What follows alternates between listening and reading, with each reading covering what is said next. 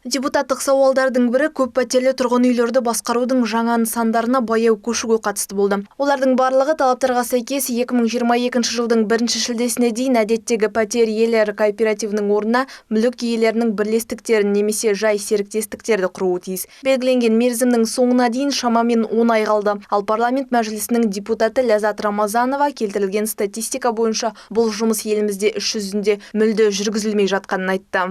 Из 54 500. Қазақстанның тұрғын үй қорында ресми тіркелген 54,5 мың көп пәтерлі тұрғын үйдің барлығы 1814 мүлік иелерінің бірлестіктері және 8394 қарапайым серіктестік құрылды. Мұндай статистика алаңдаушылық тудырады. Жаңа пәтер иелері кооперативтіктері тіркеуге тыйым салу мәселесі әлі күнге дейін реттелмеген. Біз жаңа мүлік иелерін бірлестіктерін құруымыз керек. Ал біз ескі пәтер иелері кооперативтіктерді тіркеуді жалғастырудамыз. Бұл үлкен кемшілік.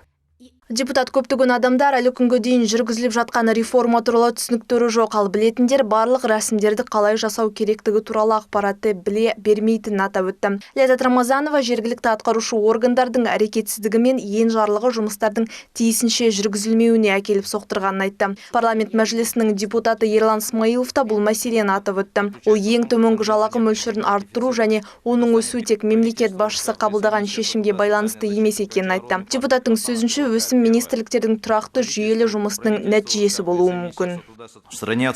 Елімізде қазақстандықтардың әлеуметтік экономикалық болмысы мен қажеттіліктерін байланыстыра отырып, ең төменгі жалақыны арттыру туралы шешім қабылдаудың әдіснамалық негізделген, ашық және айқын жүйесі жоқ.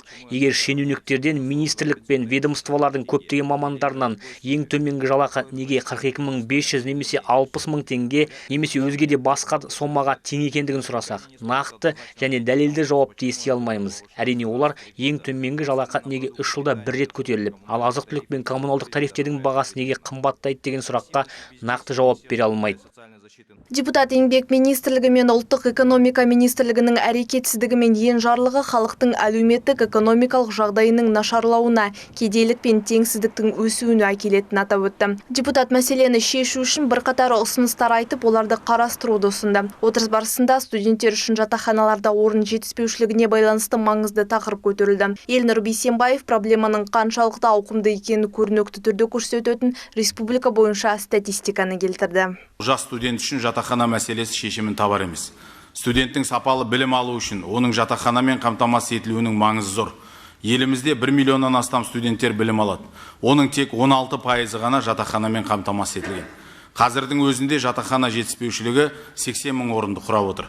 Бұл мәселені уақытында шешу үшін елбасы 2022 жылдың соңына дейін студенттерге арнап 75 мың орындық жаңа жатақхана салуды тапсырған болатын. Депутаттың айтуынша жатақханалардағы ең үлкен тапшылық Нұр-Сұлтан және Алматы қалаларында байқалады. Ол бұл мәселені тез арада шешу қажеттігін атап өтті. Дана Калеева, Анастасия Харламова, Первый Северный.